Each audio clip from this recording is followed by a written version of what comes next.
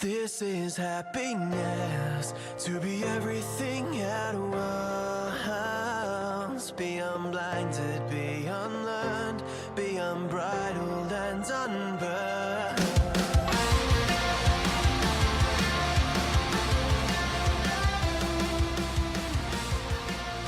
Hey guys, welcome back to a brand new episode of Mood Prep. My name is Dave Nixon, and I'm going to continue on with the theme that we've discussed this last couple of days, and that is around this idea of death. Not just the idea of it, but I suppose what kind of is the idea of it if I haven't really experienced it.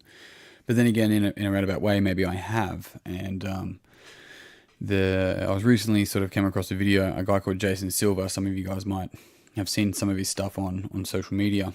And Silva spelled Silva. Anyway, and he talked about this idea of the Mexican three deaths. And I found it quite interesting, I suppose, because I actually remember my first death in this framework.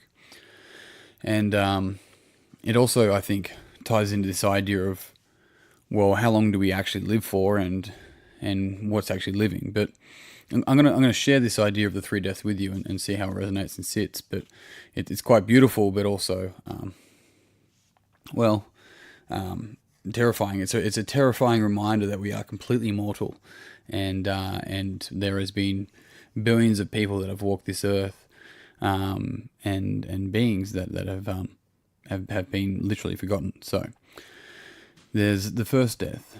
And the first death is when you actually come to the realization that you're mortal, that you will one day die. I actually remember this. I remember crying about it. I don't know, I must have been 6 or 7 or something like that, or 5 maybe.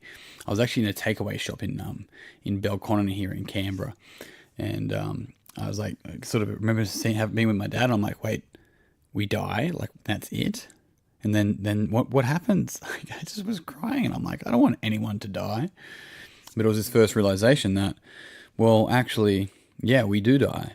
At some point, we literally kick the bucket and we die. Well, probably, maybe not literally, not everyone.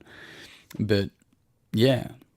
And sort of seeing that is actually the first death. It's when you recognize that you can't play and you have to pay tax and you have to do these things. And that's kind of a little bit of, leeway there in those rules. It's just simply as a child knowing that at some point you will also die. And seeing that realization. And so that in itself is the first powerful opportunity we have to truly live, right? We see our end in front of us as the potential that it is. We actually allow ourselves to move into our own, and that may not come for years and years, but that's the first death. The second death is when we actually die, the physical death, right? So in between the first death and the second death is what we call living. It's actually when we go, right, well, what am I going to do with this one life that I have? What am I going to do to make the most of my time here and to really, really contribute and live and do the things that I want to do and live by my terms, which just means live by my rules, which means choose the frames that I want to play the game by, right? That's what it really means. And so in order to do that, we get to step back and we have an opportunity. Now, if we're not careful, we'll do what we can to fulfill other people's needs and other people's goals and other people's dreams and other people's rules. And we'll do that a whole myriad of different ways. And some of those ways could be, simply still trying to do the things as an adult that was going to get approval from your parents when you were younger because they had their own issues. And so you spend all this time alive never living because you're not actually doing the things that are giving you life. You're chasing the things you were taught you needed. And as an adult, you don't need them anymore. And this comes back to the idea of why it's so important to break up with your parents. And I had this conversation just with someone the other day, and it's like, the powerful thing about breaking up with your parents is like, you don't get rid of them. You just stop needing the parenting. And the beautiful thing about that is that the relationship can actually get stronger. You can actually strengthen the relationship from there, right? Because now it's an adult choosing to have the other adult in their life, and you're choosing to spend time together, not just there because you're a child and you just keep them happy and keep the peace. It's like, that's not doing anyone any favors. And so, seeing that sort of space and that time for when you first realize that you're going to die to when you actually do die. I mean, there's 2 numbers on your tombstone, and there's in between those 2 numbers is a dash.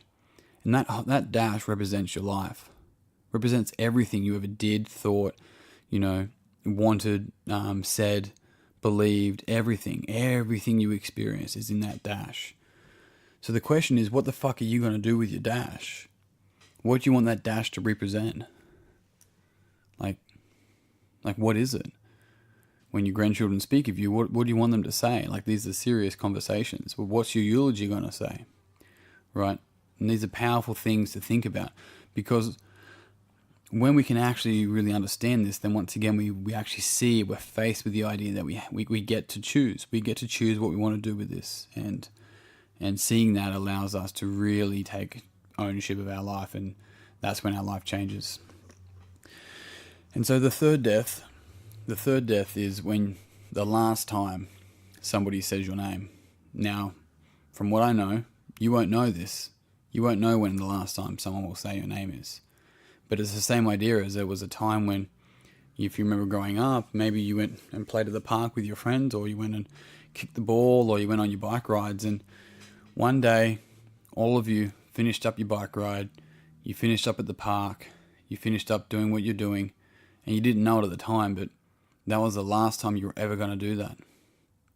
If you used to have like a bunch of friends and you all go out to dinner on one night, there was a night when that was the last night, and you may not have known that. That's life.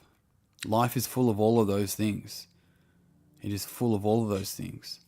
And when we can really start to see that, then we start to be grateful. We start to see the whole forest, not just get focused on the bullshit tree that's in front of us. It's just like, when we can realize it's going to probably, there will be a time when somebody will stop saying your name. It's like, well, now we have an opportunity to leave a legacy. Legacy is closely related to legend. What's your legend going to say? What are you going to contribute that allows that to happen? Because if you remember back in an earlier podcast, and if you ever fucking hear me say anything about this sort of stuff, it's like, the only two things that matter are the memories you make and how you contribute. So if you want people to, prolong your third death, then the question is, how are you going to contribute? How are you going to leave a legacy? How are you going to allow people to really benefit from you even when you're not here?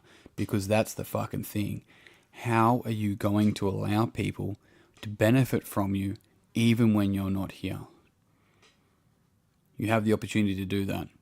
You have an opportunity to prolong your third death. You also have an opportunity to potentially prolong your second death as well, but, that's another conversation. So team, they're your 3 Mexican deaths. I'd love to hear your thoughts on it as well. By all means, jump in. If you can hear a fly, I've just fiddled around with the recording settings and all I can hear is a fly. I do apologize if you can hear it. Anyway, continue the conversation in Ruprep Online. You can jump on Facebook and sort of continue the conversation in there. I've got a couple of updates coming in that as well. And yes, it's very exciting. Otherwise, look, team, that's it. I'm out. If you found this podcast beneficial, as always, it would mean the world to me if you would pass it on to someone else that you think would also find it beneficial. Otherwise, as always, until tomorrow, peace and pizza, kick today in the dick, slay the dragon. I'll see you soon. To be everything at once, be unblinded, be unlearned, be unbridled and unburned.